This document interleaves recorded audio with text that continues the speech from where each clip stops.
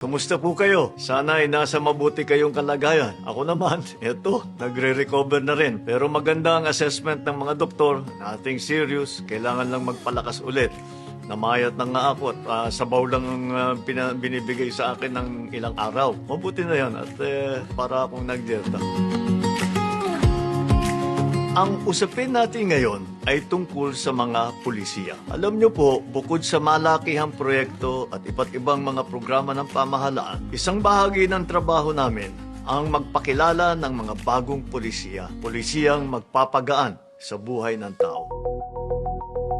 Paano natin malalaman na ang isang pulisiya ay maganda? Ang isang pulisiya na maganda ay matutupad kung anuman ang inyong ninanais, halimbawa para sa pamahalaan, para pagandahin ang buhay ng tao, para magbigay tayo ng magandang healthcare, para matulungan natin ang mga mahirap, para pababain ang presyo ng mga produkto, paano natin pagandahin ang ekonomiya. At kasama dyan sa pulisiyang yan, ang ibig sabihin ay ginagbibigay ng gabay kung paano natin aabutin ang ating mga pinapangarap. Pangalawa, nakakatulong sa pagpapabuti ng pag-uugali, behavior at pag-iisip ng mamamayan. Pangatlo, madaling maintindihan ng kung sino man ang kailangan magpatupad ng pulisiya na yon. Pang-apat, kayang ma-enforce at mag-implementa. Panglima, nakakatulong sa mamamayan, hindi pampabigat, hindi perwisyo.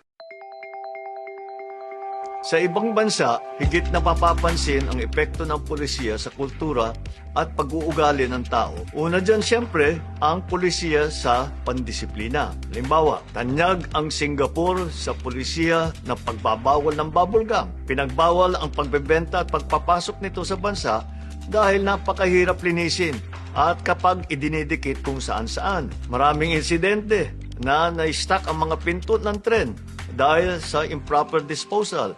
Lumalaki ang cleaning cost, nade-delay ang biyahe. Kamakailan, naglabas na rin sila ng pulisiya na mga online scammer. Ay sinasabi, 6 hanggat 24 na palo ang aabutan ng mga mahuhuli na ginagawa ang labag sa pulisiyang nila. Sa Alemanya naman ay may mahigpit na pulisiya sa pagpapadaan sa mga ambulansya at iba pang emergency vehicle gaya ng fire truck. Naalala ko ito dahil may insidente tayong kamakailan kung saan hindi pinadaan kaagad yung bumbero kahit bumubusinan na siya. Sa Japan naman ay higit ang paggalang sa pedestrian lane. Kaya naman kahit mga bata ay kumpiyansang tumatawid dahil safe na safe ito. Marami ring mga pulisya patungkol sa work-life balance at wellness. May mga bansa gaya ng Espanya na may local policy na ina-encourage na mag-siesta. Nagsasara ang mga tindahan pagka panahon na mag-lunch. Maraming bansa, gayang ng Pransya, ang implement na right to disconnect policy. Ibig sabihin, hindi mo kailangan sagutin ang tawag ng trabaho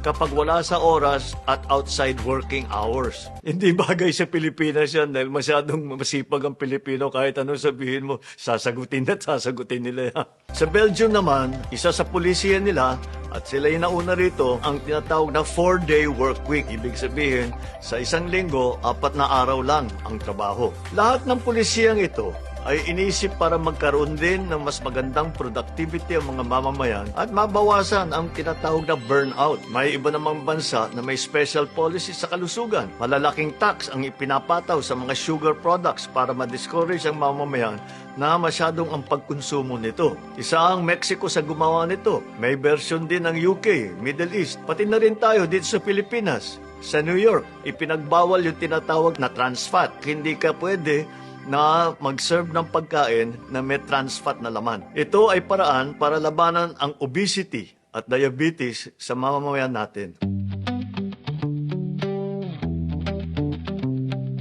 Maganda lahat yan. Yang sa road courtesy, kailangan natin yan. Pati yang sa kalusugan, kailangan din natin yan. Pero ang tingin ko, kailangan natin tutukan ang mga lumang pulisiya na nagpapabagal at nagpapahirap sa mga government transaction, sa ease of doing business. Ika nga, tanyag tayo sa polisiyang kailangan ng ID para mag-apply kumuha ng ID. Isang refleksyon ng manapakalumang sistema. Mahilig din tayo sa mga pag-fill out ng duplicate o triplicate. Yung mga abogado, kung yung kopya na hinihingi nila, dose-dosena. Sangkatutak ng mga form na pare-pareho naman ang hinihiling na impormasyon. Physical appearance sa mga transaksyon na pwedeng digital na. At marami pang iba na pampagulo lamang. Hindi tayo dapat pumipila ng madaling araw sa opisina ng gobyerno para lang kumuha ng isang dokumento. Kaya isa sa pinagtutuunan natin ay ang eGov app at digitalization ng government system. Maraming masosolusyonan na problema ito.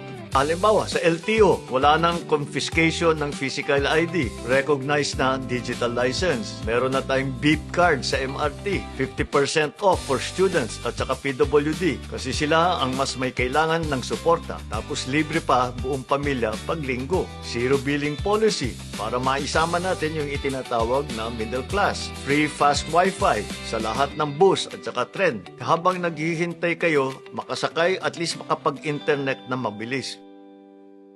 Makikita mo sa mga pulisiya ang mga pinapahalagahan natin sa ating bansa, ang disiplina, ang seguridad, kalusugan, at iba pa.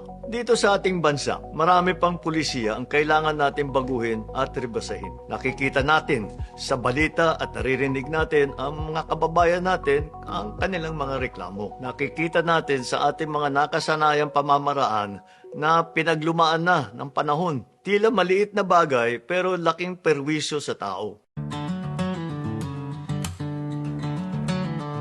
Kailangan padaliin ang pamumuhay ng Pilipino dahil ang sistema ay kailangan nagdadala ng ginhawa sa tao, hindi sakit ng ulo.